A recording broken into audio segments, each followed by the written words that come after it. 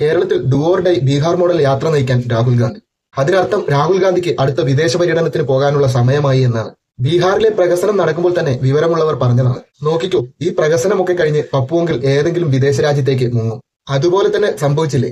അവിടുന്ന് നേരെ വെച്ചുപിടിച്ചത് മലേഷ്യ, തായ്ലാന്റിലേക്കാണ്. പിന്നെ അടുത്ത പ്രൊപഗണ്ടയുണ്ടാക്കി വീണ്ടും എവിടെയെങ്കിലും പൊങ്ങും. ഇപ്പോൾ പൊങ്ങാൻ പോകുന്നത് കേരളത്തിലേക്കാണെന്ന് തോന്നുന്നു. ഇനി ഇവിടെ എന്തെങ്കിലും കണ്ണിൽ പൊടിയിടുന്ന പരിപാടി കാണിച്ചിട്ട് അടുത്ത ഉല്ലാസയാത്ര പോകാനുള്ള പരിപാടിയാണെന്ന് തോന്നുന്നു. എന്നാൽ ഇപ്പോൾ ഇതിനെ വെറും ഉല്ലാസയാത്ര എന്ന് പറഞ്ഞ് തള്ളിക്കളയാൻ പറ്റാത്ത സ്ഥിതിയായിരിക്കുകയാണ്. തായ്ലാന്റിലേക്കും അവിടുന്ന് റോഡ് മാർഗം മലേഷ്യയിലേക്കും പോയത് ജോർജ് സോറസിന്റെ മകനുമായുള്ള കൂടിക്കാഴ്ചയ്ക്കാണെന്നുള്ള അഭ്യൂഹമുണ്ട്.